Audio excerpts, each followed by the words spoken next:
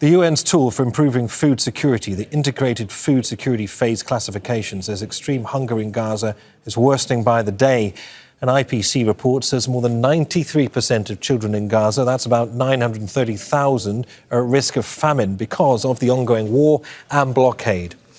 Since early March, at least 57 children have reportedly died from malnutrition. If the blockade continues, nearly 71,000 children under the age of 5 are expected to suffer from acute malnutrition over the next 11 months.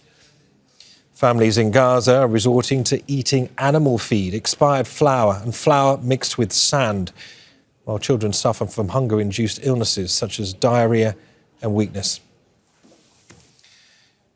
Let's speak to Tess Ingram now, who's the Middle East and North Africa Communications Manager at UNICEF. She joins us from Jordan's capital, Amman. Welcome to Al Jazeera. So bowing, as we've been saying, to huge international pressure, the Israeli Prime Minister said Israel will allow some, quote, basic aid into Gaza following nearly 3 months of total blockade.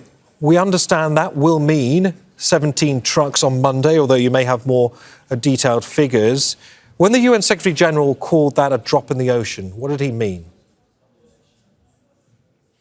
I think a drop in the ocean is the perfect way to describe it, because we have an ocean of need. We have 2 million people, as you just said, who've endured 3 months of being deprived of all of the basics that they need to survive: food, water, medicines.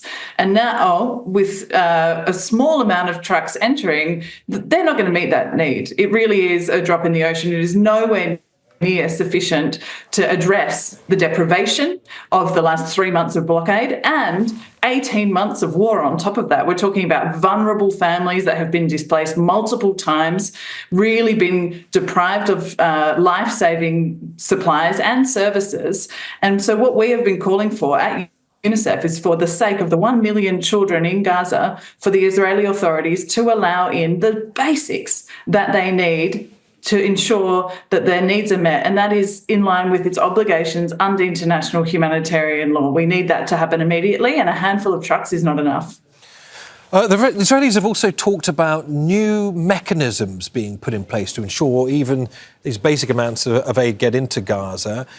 Is anything currently being communicated to you or other aid groups over what that might mean, given many organisations are barred from re-entering Gaza? The concern is that aid may be outsourced to organisations directly linked to the US or Israeli governments. These plans have been reported, and the designs of the plans, that they have been presented to us, they appear to contravene the fundamental humanitarian principles, and they appear to reinforce control over the life-saving supplies that the population of Gaza so desperately needs. And that's why we as the UN have been very clear that we're not going to participate in any scheme that doesn't adhere to those humanitarian principles, which is namely making sure that humanitarian action responds to people's needs wherever they are. For example, we had 400 distribution points all over the Gaza Strip providing aid to people, the UN and our humanitarian partners. This proposed scheme seems to suggest just a handful of distribution points all in the south, which would mean that people would have to walk a long way to collect a packet that's probably 20, 25 kilos, and then walk back again. You know, I'm talking to colleagues and friends in Gaza.